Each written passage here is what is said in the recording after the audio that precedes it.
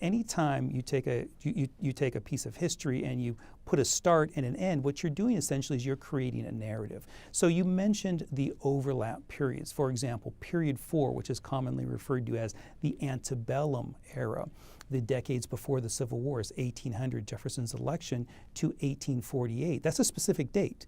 And so it would be good for students to know, not critical, but good for them to know that that's the date of the Seneca Falls Declaration of Rights and Sentiments, as a kind of an early kickoff to the women's rights movement and the movement to grant them suffrage. Now, the next time period is period 5, and that overlaps 1844 to 1877.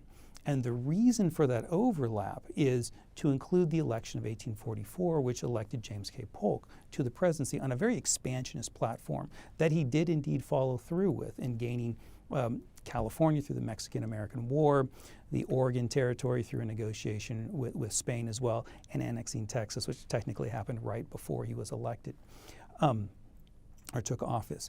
And so what College Board has done by that overlap is say, we want a period of time that's the Antebellum Era that includes Jefferson and Jackson and industrialization and these reform movements, but we don't want to include the Mexican-American War because that fits better with the story of the Civil War and the divisions of the 1850s.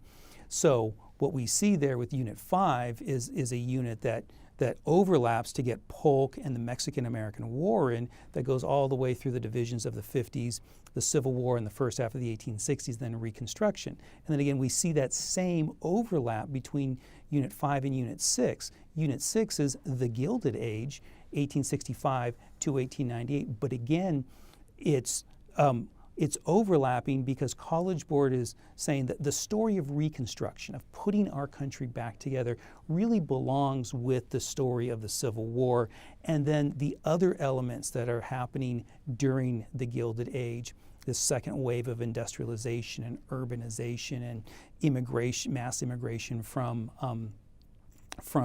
Europe and whatnot, that's a separate story. So those overlaps really represent attempts to shape a narrative, to tell a story, and to identify some key turning points. And so students should definitely be familiar with that. Not to mention, the time periods also give us a couple other pieces that are really helpful for students. One of those is that each of the time periods is weighted.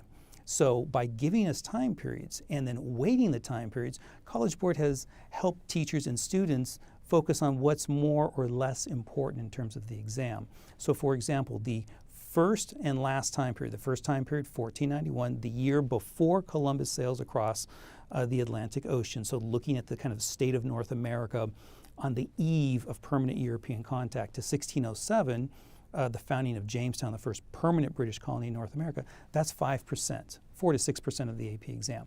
Likewise, the last time period, 1980, Ronald Reagan's election to the present, or at least till about 9/11, that's also 5% of the exam.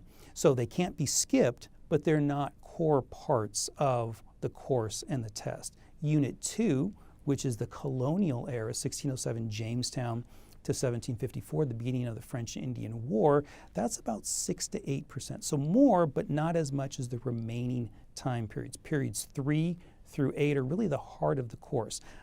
80 to 85% of the test covers those time periods. And so the periods give us not just an idea of how the story can be told, but also help students in deciding how to kind of structure their study and their review for the course.